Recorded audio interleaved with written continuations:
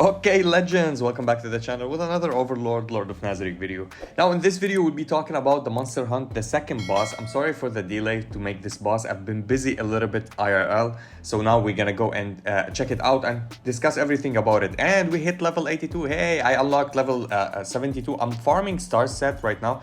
I didn't go through everything, I just defeated this one. If you want me to show you the lineups, I'll be maybe streaming tonight, so or tonight and tomorrow, so be there and we maybe have some fun. You're gonna see the way that I farm these.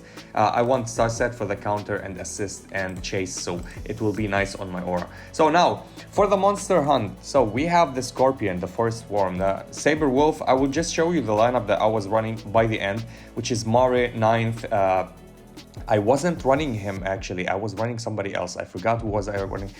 Who am I? Nigun. I was playing Nigun here. Here was Nigun. This was a test team that I was checking out. So I was playing Nigun because of his second skill, because we drain the boss and we don't get a lot of damage. And Hamske, of course, with Hamske being the captain, which is absolutely fantastic. And we did get a good score relatively in the top 10 so far, which is good. Now we're gonna talk about the Forest Worm, the Scorpion. Yes, he's a little bit, my ranking is 11. I dropped from the top 10.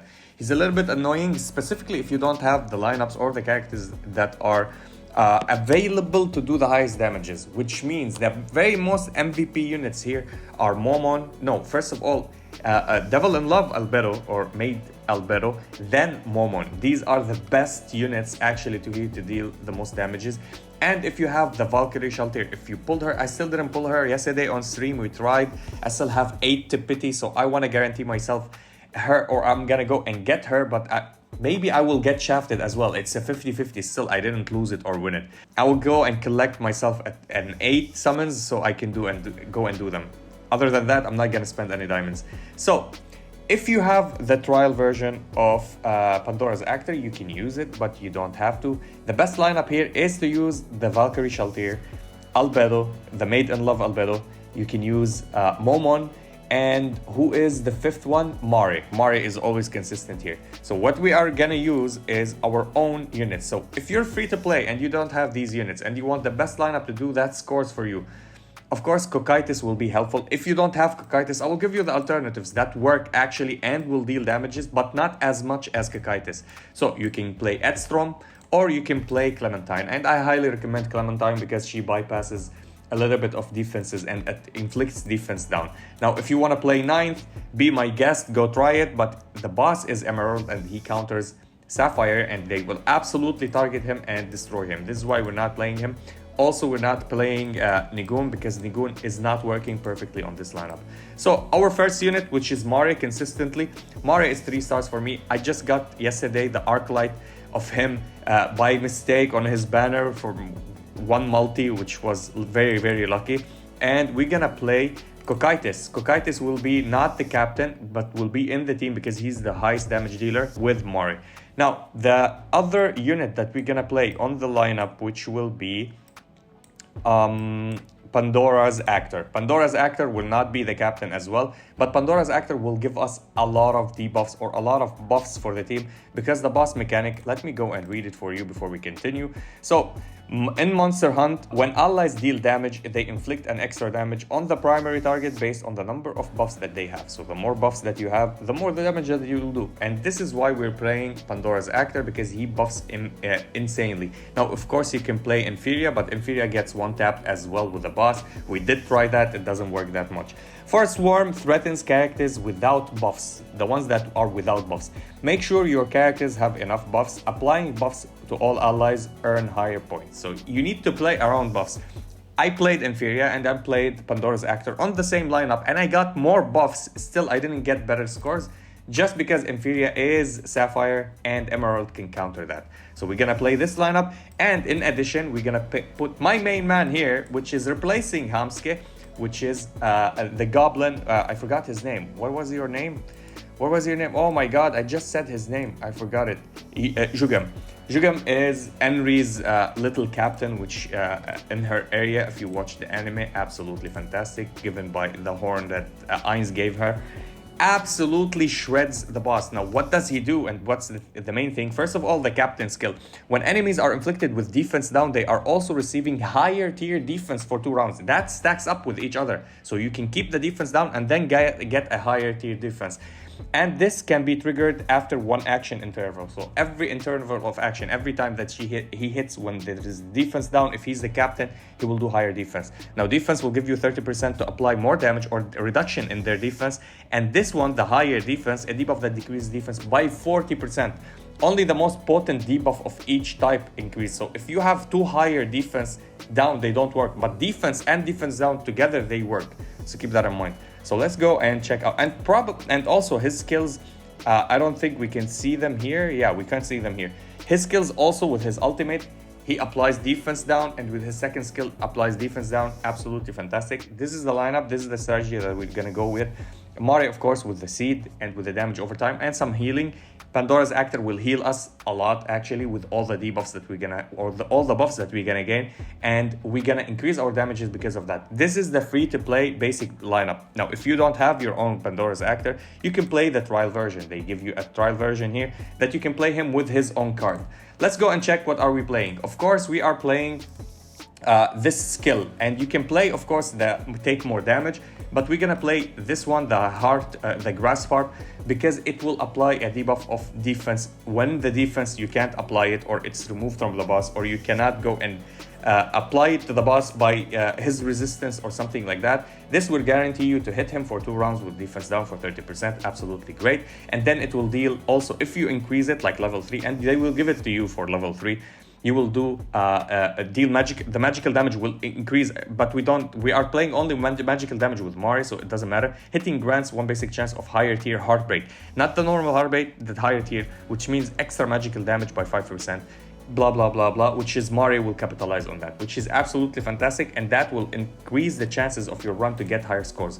Now with crit you can play even better. Now we don't need to play this one. This one actually, what was it said? I forgot. So each time a unit dies, no unit will die. Okay, so you don't play it. You play the for every ally Garnet faction. We're playing Garnet faction, so we're gonna play this, and this one. Warrior and Ranger take 24% more damage from allies, because the boss or the enemy that you're hitting is Rangers. So the enemies are Rangers, so you're gonna go and hit them. And this one is the one that, which one? Is this the passive that we start from the battle? When Irons deal damage, each debuff on the target increases the damage.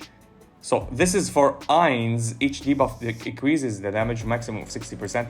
We don't wanna actually play that. What we wanna play is increasing the mage damage, because we have Mari, so allied mage damages will increase. I'm gonna play it for Mari, and Mari will increase the damages of himself. So this is the lineup, and these are the skills. So Mari, we got the Arclight, and we're playing this set because I want Mari to reset every time. We have 40% chance to reduce the cooldown of the ultimate, so he can go and spam it, which is absolutely crazy, and it will give him more crit, which is great. Now on I will not be playing this. I'll be playing this one, because the damage when we have a debuff on the boss increase the damage by 20%, which is great, and it will give me more attack, which means the bleed will do more attack. I'm playing the Aura EX because it have high stats, and I don't have his Arclight. Pandora's Actor, of course, I'm playing any healing one you can play, which one you need. So I'll be playing the one for my doggo, and I'm playing the more healing. I want more healing. Yes, I know I can play this set and get even more buffs with the alchemy, but I'm preferring to play the alchemy on Jugem just because I want some buffs. So a little bit of attack buff for my Cocytus or Mari, depending who's the highest attack with the buffs that they have, and the highest defense, which will be Jugem or Pandora's Actor, because they will be having higher defense by their stats. This is the basic skill. This is the stats.